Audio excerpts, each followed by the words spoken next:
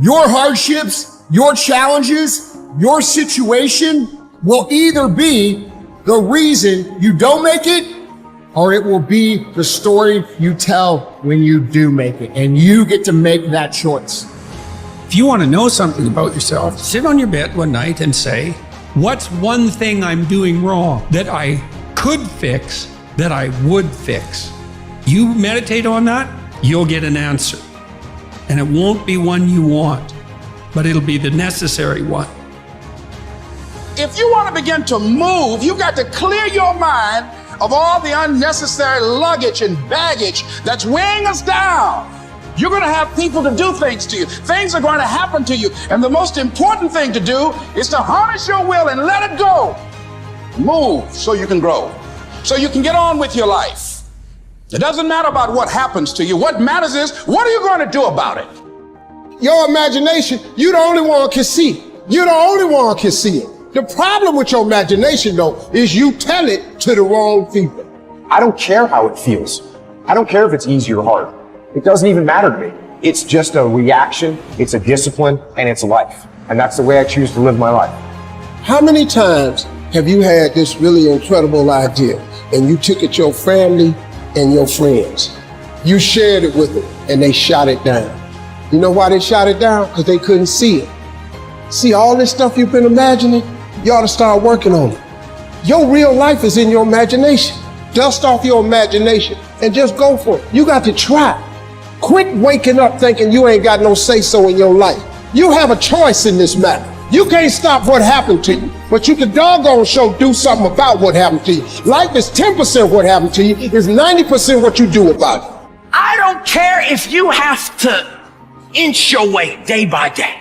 Even if you have to get down and it hurts and it's hard and nobody can see what you're really going through. If you don't quit. Are you interested in achieving these goals, or are you committed? If you're interested, you'll do what's convenient. You'll come up with stories and excuses and reasons why you can't, and you'll use your education as an excuse, you'll use your story as an excuse, you'll use all of that as your reasons why you can't.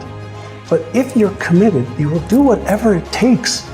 You'll let go of your stories, you'll let go of your excuses, you'll let go of all the reasons you currently have that are formulating your identity of yourself, and you'll learn how to let that go and become who you are destined to become.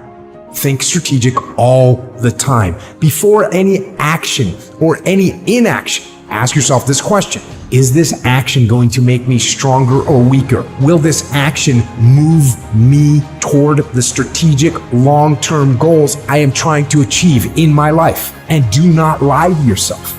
You have to tell yourself the truth. And the truth is, you have time. You have the skill.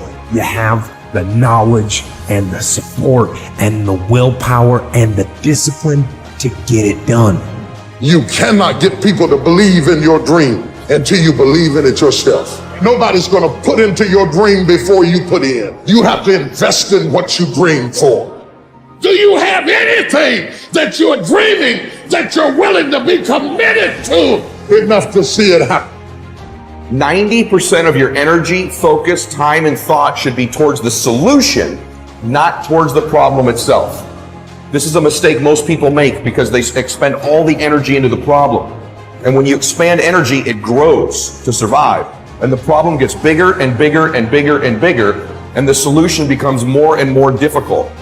Hardest part about change is not making the same choice as you did the day before. And the moment you decide to no longer think the same way, make the same choice, act the same way, create the same experience, or live by the same emotion, it's going to feel uncomfortable. And the moment you feel uncomfortable, you just stepped into the river of change. Short-term thinking says the donut tastes good, eat it. Short-term thinking says one workout doesn't matter. I can see it. Short-term thinking encourages you to make short-term emotional decisions that hurt you in the long run. Think strategic. Think long-term. Act strategic.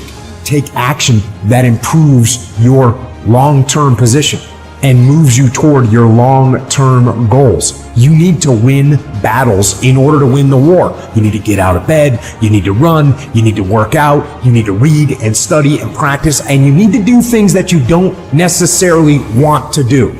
Get out of your damn bed, get off your phone, and you need to go out there into the world and get after it. People think of freedom as the ability to implement your whim. And freedom opens up that as a possibility. But sustainable freedom, that isn't what it's about at all. It's primarily about responsibility. It's about determining which load you're going to pick up and carry. That's the proper definition of appropriate freedom. We have pain, we have suffering, we react, and we react about get the out of here. It's those people who are able to control that feeling of flight and say, no, there's a way through this. It's going to end. It's going to end, but we don't know that. We don't think that. At that time, it's going to last forever. So what keeps me going? I've quit several things. I know what's on the back end of quit. It's a lifetime of thinking about why the f did I do that? And I ain't doing that no more.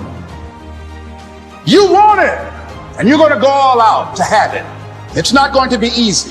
When you want to change, it's not easy. If it were in fact easy, everybody would do it. But if you're serious, you'll go all out. When I wake up in the morning, I don't think, am I motivated to go do what I'm supposed to do? No, I don't think about it for 1 millisecond. When the alarm clock goes off, I have no thought about whether this is easy, whether this is hard, whether I want to do it, whether I don't want to do it. None of that matters. It's an emotionless, thoughtless discipline. When the alarm clock goes off, you get up, you get out of bed, and you go do what you're supposed to do. It is not what you perceive about me. It's what I perceive about me. It's not what they say about you that matters. It is what you say about you that threatens your destiny. You will never be defeated by what they say about you. You will be defeated by what you say about you.